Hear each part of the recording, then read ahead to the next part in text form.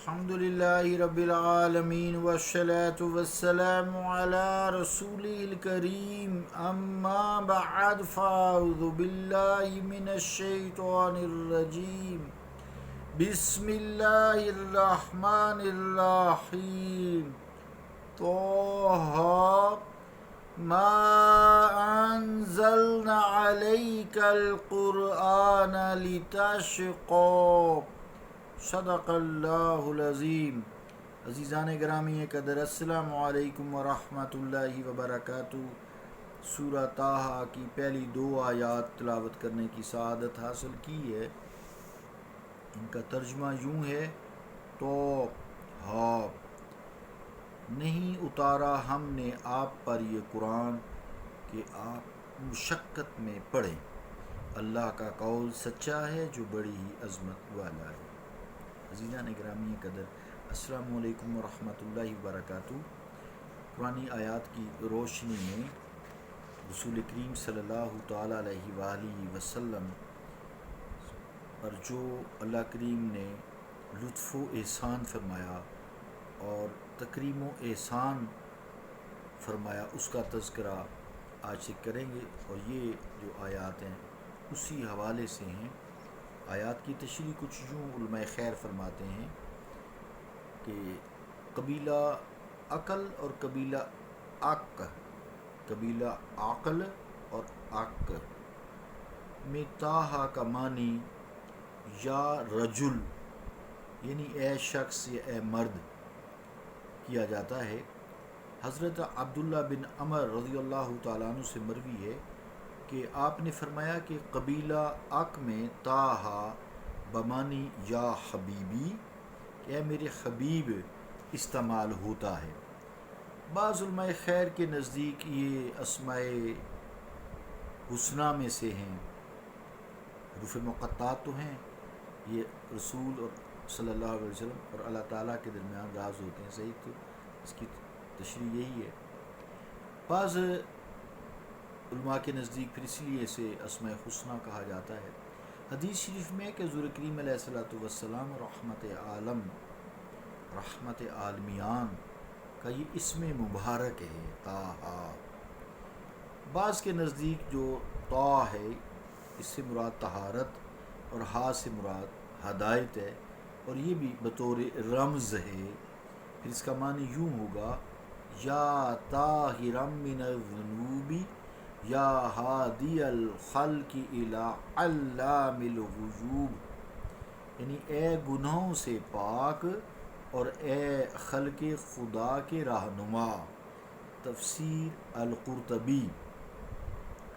علامہ نظام الدین نیشا پوری رحمۃ اللہ علیہ نے اپنی تفسیر میں ایک اور لطیف توجیہ بھی کی ہے۔ وہ آپ فرماتے ہیں: وَقِيلَ الطَّاءُ تِسْعَةٌ فِي الْحِسَابِ وَالْحَاءُ خَمْسَةٌ وَمَعَانَاهُ يَا أَيُّهَا الْبَدْرُ۔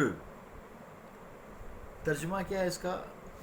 علامہ نیشا پوری رحمۃ اللہ علیہ کی اس تعویل کا کہ حساب جمل سے طاء کا عدد 9 اور ہا کا عدد 5 ہے، جن کا مجموعہ 14 ہے، اور اس کا معنی کیا ہوا؟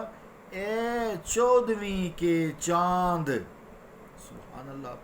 حضور صلی عالم صلی اللہ تعالیٰ علیہ وآلہ وسلم کی دلی آرزو تھی کہ اللہ تعالیٰ کے جو بندے اپنے رب سے منہ موڑ چکے ہیں اور رشتہ عبودیت توڑ چکے ہیں، وہ پھر اپنے رحیم و کریم مالک کو پہچانیں اور اسے اپنی بندگی کا رشتہ استوار کریں۔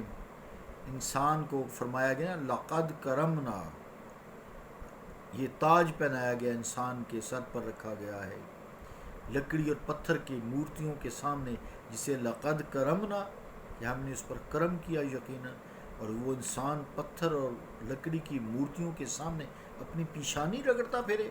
انسان کی اس سے زیادہ تذلیل نہیں ہو سکتی۔ حضور کو اس کا بہت دکھ ہوتا تھا کہ یہ پیشانی بتوں کے سامنے ٹیک دیتے ہیں مکہ کے کافر۔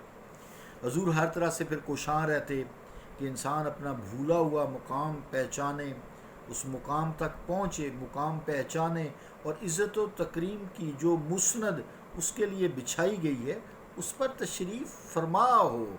لیکن حضور علیہ الصلوۃ والسلام کی دل آویز شخصیت، پاک سیرت، درد و سوز میں ڈوبے ہوئے خطبے، اخلاص و ہمدردی سے بھرپور مواعظ، اور پہاڑوں کا دل ہلا دینے والا قرآن آیات کی بینات کا لہجہ، کوئی چیز بھی تو کفار مکہ کے عقل کے اندھوں کو نور حق سے روشناس نہ کرا سکی۔ الٹا ان کے تعصب میں مزید اضافہ ہو رہا تھا۔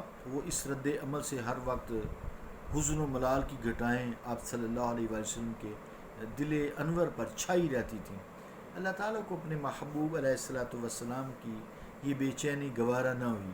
تسلی اور اطمینان دینے کے لیے یہ ارشاد فرمایا، اے ماہ تمام طٰہٰ، اے ماہ تمام، 14ویں کا چاند جو ہے نا مکمل ہوتا ہے ماہ تمام، اے ماہ تمام، یہ قرآن اس لیے تو نازل نہیں کیا گیا کہ آپ روز و شب بے قرار رہیں، یہ تو ایک نصیحت ہے، ایک یاد دہانی ہے، جس میں صلاحیت ہوگی وہ اسے قبول کر لے گا، اور جو حق پذیری کی استعداد سے محروم ہے اور جان بوجھ کر وہ دور ہوا ہے اور ان آیات بینات کو سن کر بھی دعوت حق کو قبول نہیں کرتا، تو وہ اس کی اپنی قسمت ہے۔ آپ پریشان نہ ہوں، اور آپ کو رنج و قلق کیوں ہے؟ عزیزان گرامی قدر، بعض حضرات نے یہ بھی لکھا ہے کہ عہد نبوت کے ابتدائی ایام میں حضور انور صلی اللہ تعالیٰ علیہ وآلہ وسلم ساری رات نماز اور تلاوت میں کھڑے کھڑے رہتے، یہاں تک کہ آپ کے قدم مبارک سوج جاتے۔ حکم ہوا، اے میرے مصطفیٰ، اپنے آپ پر آپ سختی نہ کریں، جتنا آسانی ہو پڑھ لیا کریں۔ یہ سورہ مزمل میں بھی کچھ اسی طرح کا مفہوم ہے۔ الشقاء فی اللغۃ الاناء والتعب، لغت میں جو لفظ ہے نا یہاں قرآن کریم میں لتشقا، تو لغت میں شقاء کا معنی ہوتا ہے مشقت اور تھکاوٹ۔ تفسیر قرطبی، ہو سکتا ہے کہ جو تشقا شقاوت یعنی بدبختی سے ہو، جو سعادت کے مد مقابل ہے۔ ایک روز ابو جہل اور نضر بن حارث دونوں آئے اور جناب رسالت مآب صلی اللہ تعالیٰ علیہ وآلہ وسلم سے کم بخت ان کے منہ میں خاک یہ کہا، انک شقی لانک ترکت دین آبائک، استغفر اللہ استغفر اللہ، ان کے منہ میں خاک، بدبختی جو ہوئی۔ کہنے لگے آپ شقی ہیں، آپ نے اپنے آبا کا دین چھوڑ دیا ہے۔ ان کا اشارہ اس طرف تھا کہ پہلے سارا شہر آپ کی عزت کرتا تھا، آپ کے راستہ میں پلکیں بچھاتا تھا، اب آپ جہاں سے گزرتے ہیں آپ کے راستے میں کانٹے بچھا دیے جاتے ہیں، اوپر سے پتھر برسائے جاتے ہیں، اور آپ بے یار و مددگار رہ گئے ہیں۔ اللہ تعالیٰ نے فرمایا، اے احمقو، قرآن بدبخت بنانے کے لیے تو نازل نہیں ہوا، یہ تو بدبختوں اور رذیلوں کو اوج سعادت تک پہنچانے کے لیے آیا ہے۔ علامہ قرطبی رحمۃ اللہ علیہ فرماتے ہیں، فَأُرِيدُ رَدُّ ذَلِكَ بِأَنَّ دِينَ الْإِسْلَامِ وَهَذَا الْقُرْآنَ هُوَ السُّلَّمُ إِلَى نَيْلِ كُلِّ فَوْزٍ وَسَبَبُ فِي دَرْكِ كُلِّ سَعَادَةٍ۔ ترجمہ کیا ہے؟ یعنی ان آیات سے ابو جہل اور نضر کی تردید کر دی گئی کہ دین اسلام اور یہ قرآن تو ہر کامیابی کے لیے زینہ ہے اور ہر سعادت حاصل کرنے کا ذریعہ ہے۔